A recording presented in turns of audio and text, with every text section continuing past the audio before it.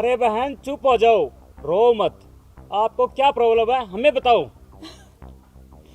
तो फिर दिल थाम के सुनिए हवलदार साहब मेरी दुख भरी कहानी।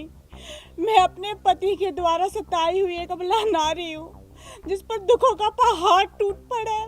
ना टाइम पे खाना, ना टाइम पे पीना और ना टाइम पे सोना।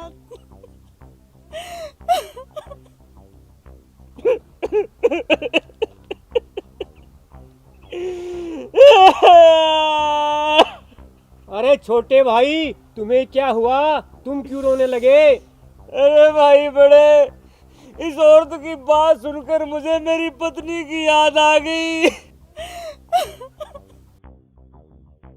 क्यों, तेरी पत्नी कौन सी मर गई? भाभी तो अभी जिंदा है।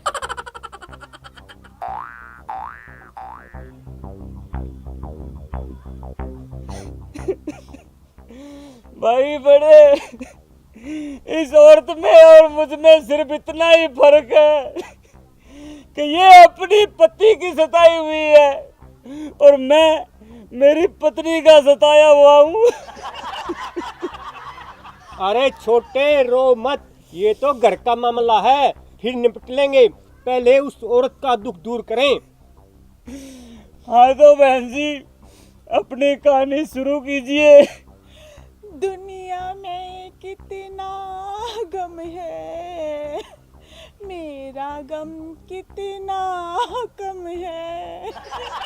औरों का गम देखा तो मैं अपना गम ही भूल गई। रुकिए नहीं, शुरू रखिए अपने गम को। आखिर हम किस मर्ज की दुआ है। बहन जी, और बताओ क्या जुल्म हुआ है आप पर? हवलदार साहब, मेरा पति रोज शराब पीकर मुझे सुबह शाम पीटता है और खाने को कुछ भी नहीं देता, और आप पेट भर के खाता है। और अगर कोई पड़ोसी मेरी मदद करता है ना, तो उसकी भी पिटाई करता है वो। हवलदार साहब बहुत जालिम आदमी है वो। आप चिंता मत करो बहन, जब हमारे डंडे उस जालिम पर पड़ेंगे ना, वो तो चूहे की तरह घर में घुस जाएगा। चलो मेरे साथ। कहाँ है वो हरामी? खींच के लाता हूँ मैं उसे। हवलदार साहब आगे तो सुनिए। हाँ, बी कंटिन्यू बहन जी, बी कंटिन्यू।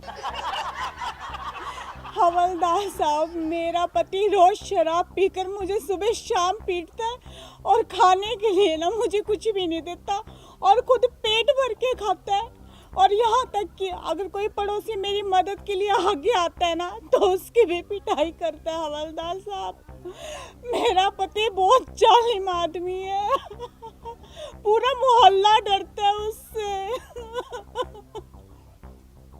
हवलदार साहब, मेरे पति पर थाने में 50 मुकदमे दर्ज हैं, हत्या, डकैती, किडनैपिंग और धोखाधड़ी के। वो बहुत बड़ा गुंडा है, बहुत बड़ा। लोग उसके नाम से थर थर कांपते हैं, थर थर।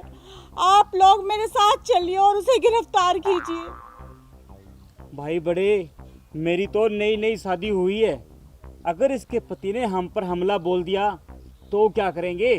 छोटे भाई तो ठीक कह रहा है, लगता है हमें पुलिस फोर्स मंगवानी पड़ेगी। क्या हुआ हवलदार साहब, आप चलिए ना मेरे साथ। 2 मिनट रुको बहन जी, हमें अपना प्लान तो तैयार करने दो। किस तरह पीटना है उसे? मुर्गा बनाकर, उल्टा लटकाकर, या फिर उसे जमीन पर लेटाकर? हवलदार साहब, आप ना उस कमीने को जमीन पर लिटा कर ही पीटना, क्योंकि वो भी मुझे जमीन पर लिटा कर ही पीटता है। वैसे बहन जी, आपके पति का नाम क्या है? हवलदार साहब, लोग उसे लंबू बदमाश के नाम से जानते हैं। अरे छोटे भाई, ये नाम तो कभी सुना ही नहीं। बड़े भाई, अबे हमें 4 दिन हुए हैं जैसलमेर से यहाँ ट्रांसफर हुए। ये औरत को झूठ थोड़ी बोल रही है। तू ऐसे कर, कंट्रोल रूम में अभी फोन कर, जल्दी से पुलिस फोर्स को यहीं बुला ले। हवलदार साहब जल्दी करो और मेरे जालिम पति को गिरफ्तार करिए। आप देरी क्यों कर रहे हैं? बहन जी, हम देरी नहीं कर रहे, हम अपने फायदे की सोच रहे हैं। जब हम दो बहादुर उस जालिम इंसान को गिरफ्तार करेंगे, हमारी खबरें टीवी पर चलेगी, अखबारों में छपेगी, हमारा प्रमोशन हो जाएगा, मैं हवलदार बन जाऊंगा और बड़े भाई साहब एसएचओ बन जाएंगे। मैं एसएचओ बन जाऊंगा, फिर तो हमारी तरक्की पक्की। हवलदार साहब, वो मेरा जालिम पति इधर ही आ रहा है।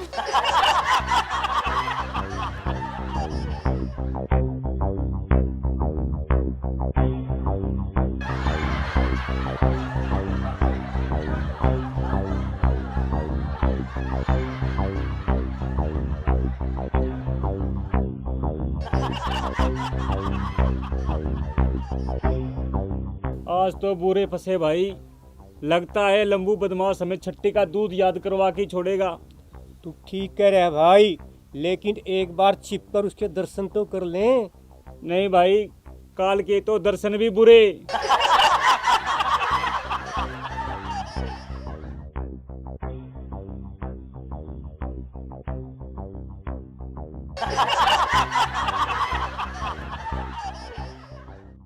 अरे बड़े भाई, लगता है ये तो इसका बेटा है।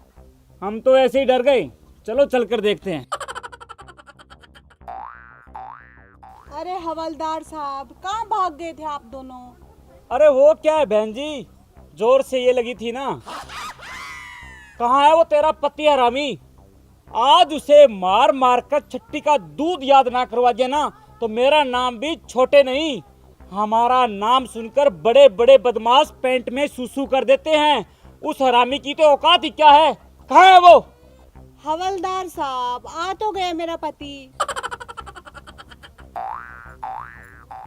कहाँ है हरामी?